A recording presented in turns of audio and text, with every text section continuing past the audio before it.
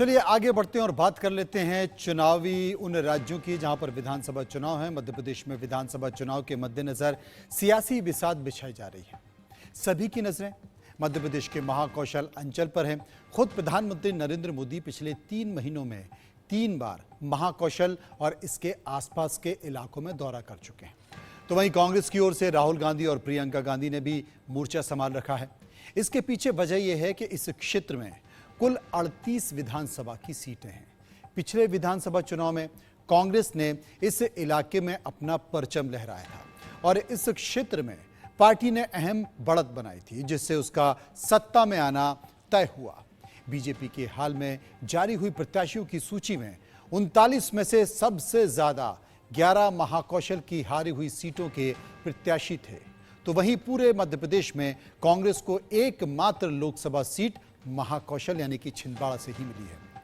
यही कारण है कि दोनों ही पार्टी महाकौशल के जरिए बुंदेलखंड और विंध्य को भी साधने की कोशिश कर रही हैं।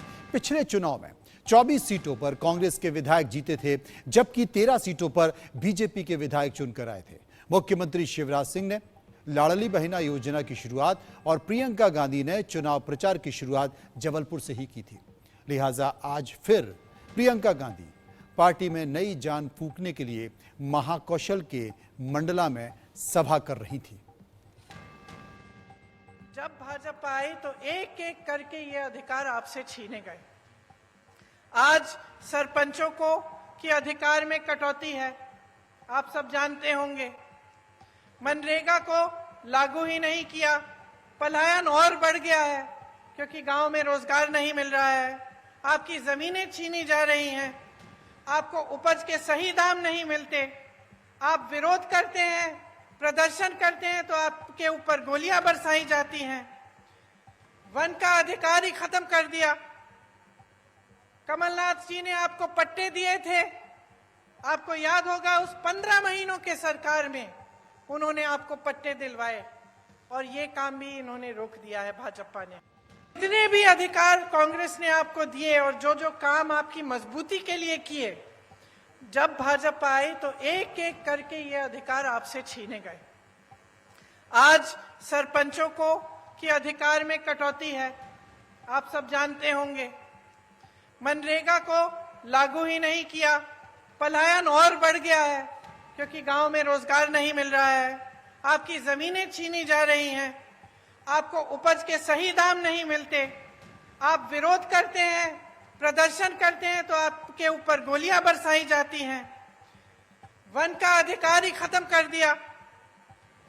कमलनाथ जी ने आपको पट्टे दिए थे, आपको याद होगा उस 15 महीनों के सरकार में उन्होंने आपको पट्टे दिलवाए और ये काम भी इन्होंने रोक दिया है भाजपा ने।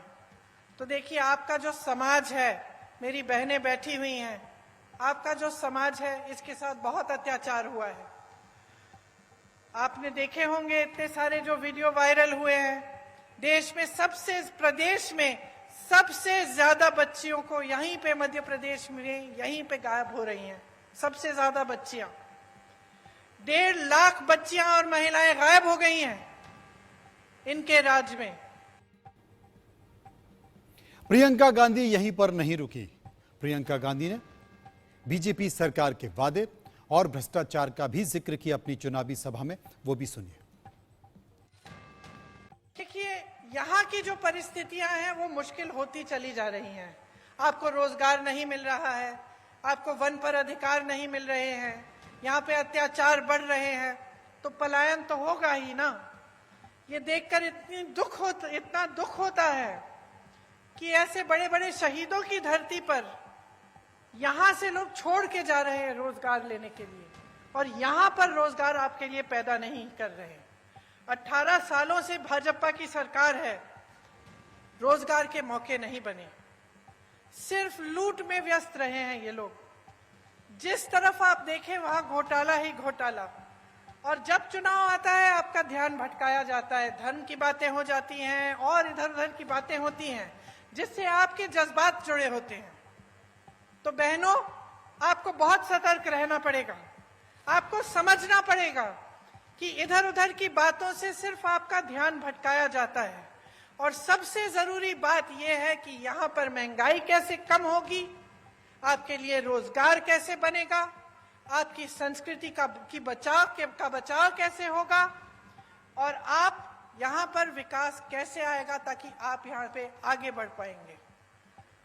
यहाँ पे तेंदुपत्ता के बहुत सारे मजदूर हैं, आप जानते ही हैं, मुझसे अच्छी तरह जानते हैं कि कितना शोषण हो रहा है। प्रियंका के इस बयान पर केंद्रीय मंत्री प्रहलाद सिंह पटेल, जो कि महाकौशल से ही आते हैं, उन्होंने क्या कहा, सुनिए।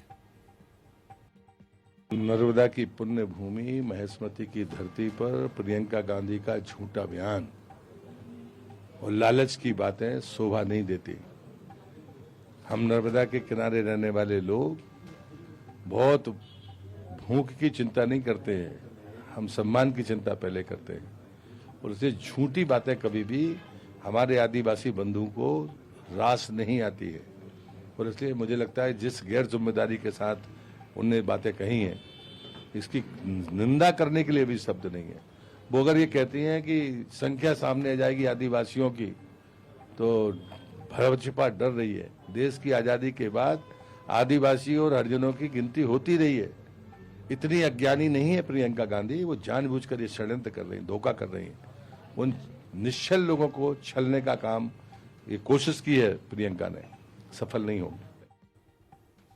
बोले तो मुख्यमंत्री शिवराज सिंह चौहान भी, लेकिन किस तरीके से, सुनिए। बेगा, भारिया, सहरिया आदिवासियों में अत्यंत पिछड़ी जातियां, इनकी बहनों को मैंने भारतीय जनता पार्टी की सरकार ने 2017 में 1000 रुपया हर महीने देना शुरू किया था। कमलनाथ जी क्यों बंद कर दिया आपने? क्या बिगाड़ा था इन बहनों ने? मुंह में राम बगल में छुरी, सामने आदिवासी प्रेम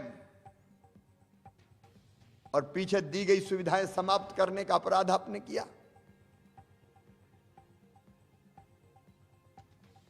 जवाब तो देना होगा। और प्रियंका जी आई हैं तो फिर झूठ परोसेंगी। कर्जा माफी का झूठ पिछली बार बोला गया था 10 दिन में माफ, बेरोजगारी भत्ता देंगे का झूठ, समर्थन मूल्य पर बोनस देंगे का झूठ, कितने झूठ आखिर।